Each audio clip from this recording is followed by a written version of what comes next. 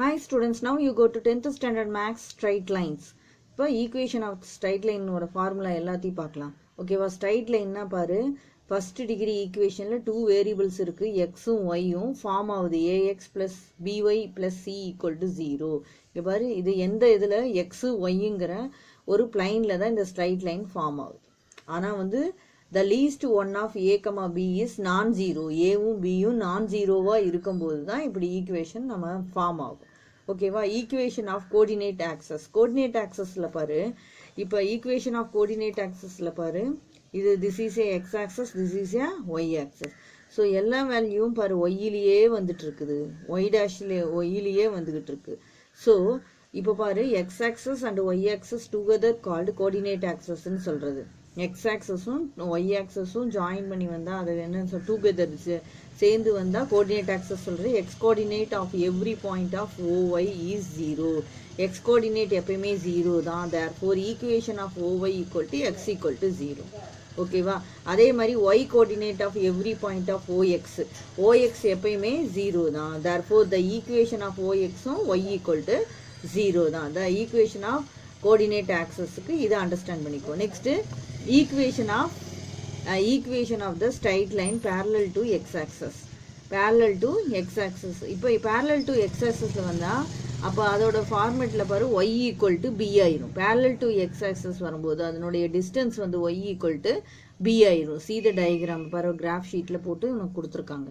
ஓகேவா, எக்ஸ் ஆக்சஸில் வந்துன்னா equation of the straight line parallel to x axis வந்து y ஈக்குவல் டு b ஆகும். இதே வந்து equation of the straight line parallel to y axisன்னு வருதுன்னா x ஈக்குவல் டு a ஆகும், x ஈக்குவல் டு c ஆகும். cங்கிறது ஃபார்மேட்லேயே வந்திருக்கு, சரியா கொடுத்துருக்காங்க. Equation of the straight line parallel to y axis கொடுத்துருக்காங்க பாரு, x ஈக்குவல் டு c. இதெல்லாம் ஃபார்முலா அப்படியே பைகாட் பண்ணி வச்சுக்கோ, அப்போதான் உனக்கு ஈஸியாக இருக்கும். Next slope intersect formula y equal to, இப்போ every straight line that not vertical will cut a y axis at a single point. The y coordinate of this point is called y intercept of the line. So slope of intercept formula வந்து y equal to mx plus c. இதுதான் the equation of the lineக்கு. இது இவனுக்கு already தெரியும், ஸ்லோப்னா mன்னு தெரியும், ஸ்லோப்னா mன்னு தெரியும், y interceptனா c. ஓகேவா, now you come to another point slope formula. ஒரே ஒரு பாயிண்ட் மட்டும் இருக்கும், அப்புறம் ஸ்லோப் ஃபார்முலா. ஒரே ஒரு பாயிண்ட் இருக்கும், அந்த ஸ்லோப் ஃபார்முலா இருக்கும். அதுக்கு என்ன இதுன்னா ஃபார்முலா பார்த்துக்கோ, பாயிண்ட் ஸ்லோப் ஃபார்முலா டயக்ராம் பார்த்துக்கோ. இப்போ டயக்ராமில் பாரு, ஏங்கிற ஒரே ஒரு பாயிண்ட் தான் இருக்குது, x1 y1 தான் இருக்குது. அதே வந்து எம்ங்கிறது ஸ்லோப் இருக்குது, ஒரு பாயிண்ட்டு ஸ்லோப்பும் இருக்குது. அப்போ வந்து equation of the straight line formula பாரு, equation of the straight line formula பாரு, y minus y1 equal to m x minus x1. இதுதான் point, one point of slope formula. ஓகேவா, இதே வந்து ஒரு பாயிண்ட் கொடுத்துட்டு ஸ்லோப் கொடுத்துட்டானா இந்த ஃபார்முலா தான் செலக்ட் பண்ணணும். ஓகேவா, நெக்ஸ்ட் வந்து 2 பாயிண்ட்ஸ் கொடுத்துட்டாங்க, x1 y1 x2 y2ன்னு கொடுத்துருந்தா y minus y1 by y2 minus y1 x minus x2 by x2 minus x1. இது வந்து 2 பாயிண்ட்ஸ் கொடுத்துருந்தா ஸ்லோப் ஃபார்முலா இதுதான். Next intercept formula. இன்டர்செப்ட் ஃபார்முலானா பார்த்துக்கோ, அதாவது இந்த பாரு 2 பாயிண்ட்ல, அதாவது அதே ஆக்சஸில் பாயிண்ட் வச்சு இன்டர்செப்ட் ஆச்சுன்னா இன்டர்செப்ட் ஃபார்ம் ஆகும். ஓகேவா, இதுதான் intercept formula. X by a plus y by b equal to 1. Graph வச்சு ஞாபகம் வச்சுக்கோ இன்டர்செப்ட்னா எப்படி இருக்குன்னு. ஓகேவா, now you come to exercise 5.3 first sum.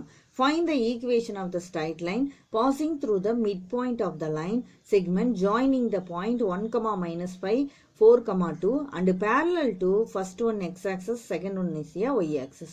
ஒரு லைனோட பாயிண்ட்ஸ் பார் ஆல்ரெடி கொடுத்துருக்கான், 1, minus 5, 4, 2.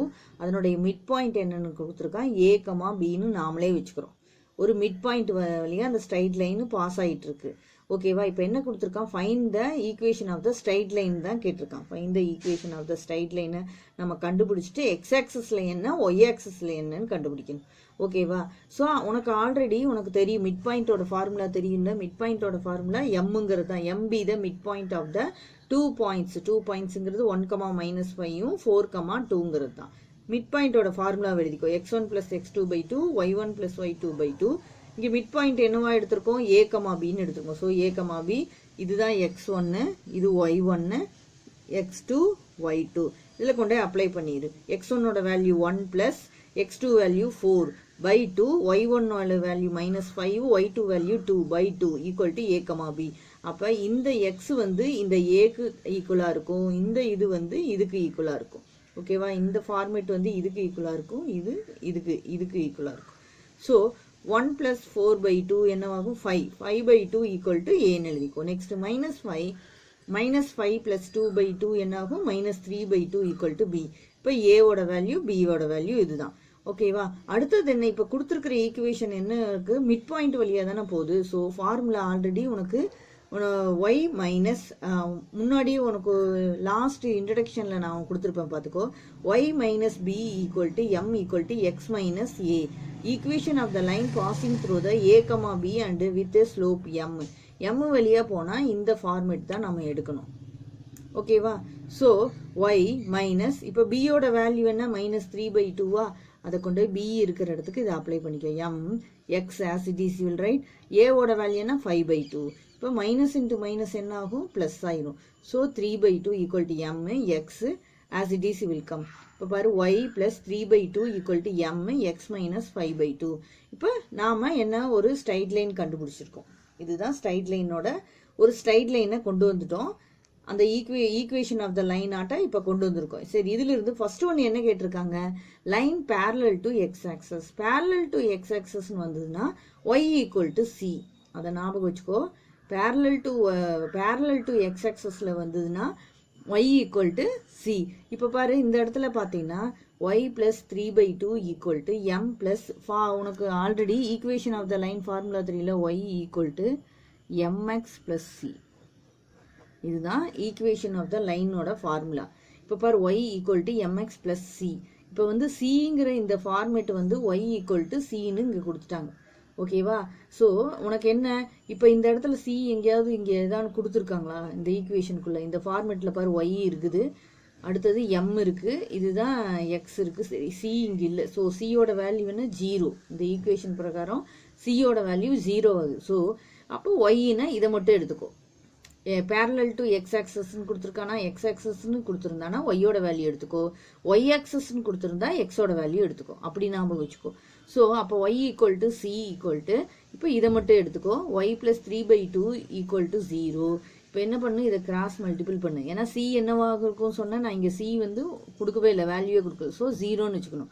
ஸோ சி வரதுக்கு 0ன்னு எடுத்துட்டு y வரதுக்கு இந்த ஒயில் இருக்கிற இந்த வேல்யூ எடுத்து எழுது. So 2y plus 3 equal to 0. இப்போ லைன் parallel to x axisன்னு வரும்போது ஈக்குவேஷன் கண்டுபிடிச்சாச்சு. Next line parallel to y axis. y axisல வந்துன்னா x equal to c.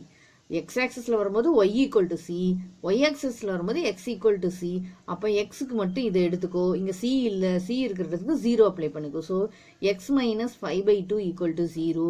Two the cross multiple பண்ணிங்கன்னா 2x மைனஸ் 5 ஈக்குவல் டு 0.